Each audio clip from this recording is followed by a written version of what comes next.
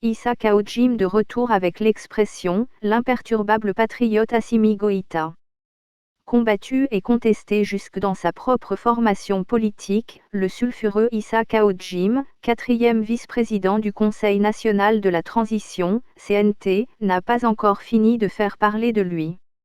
En annonçant à la presse, ce jeudi 18 février, les activités de soutien à la transition, Kaojim a, comme à son habitude, distribué des coups. Sans retenue. Le roi est mort, vive le roi. Issa Kaojim semble avoir fait de cette citation sa ligne de conduite politique. Ça en est ainsi fini avec le sage, l'éclairé, le visionnaire, le recours du peuple, le très respecté imam Mahmoud Dicko. Pendant les mois de lutte pour la chute du régime IBK, cette litanie accompagnait Issa Kaojim auréolé par son titre de coordinateur général de la coordination des mouvements, associations et sympathisants, CMAS, de l'imam Mahmoud Dicko. Une époque révolue.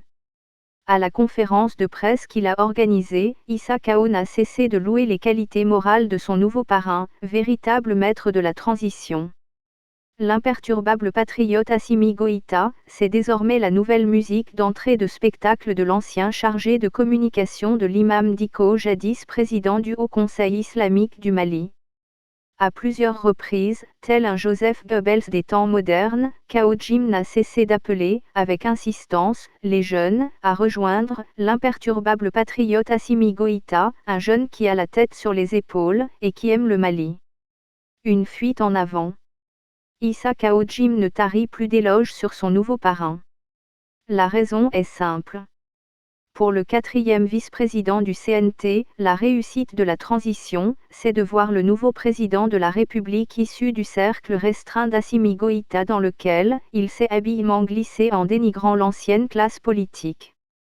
Au siège de la CMAS, la table de conférence a été confondue à un ring de boxe contre cette classe politique accusée de s'organiser contre une possible révision constitutionnelle par un CNT dont les membres ont été nommés à Kahati, par le seul Assimi Goïta, en violation d'un décret présidentiel.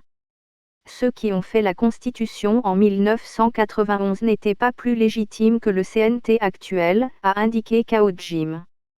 Pour le conférencier, le refus de la classe politique et de la société civile de réviser la Constitution est dû au fait qu'elle stipule que « le coup d'État est un crime imprescriptible ».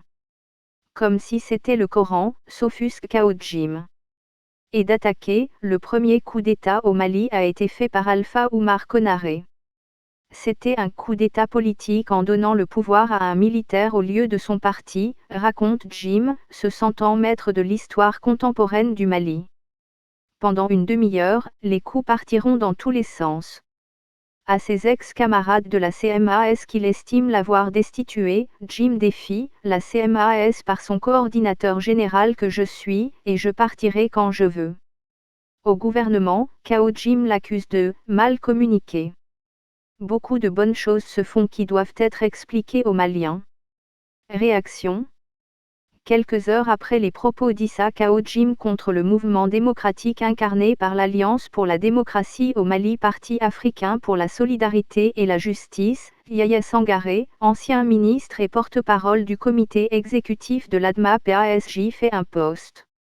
Quand la raison n'a point de frein, l'erreur n'a point de borne, a dit le sage, écrit-il. Yaya Sangaré ajoute en commentaire, lorsque la raison qui doit caractériser l'homme politique n'est pas bridée par des règles de bienséance, il va sans dire que l'anarchie s'invite dans le débat politique.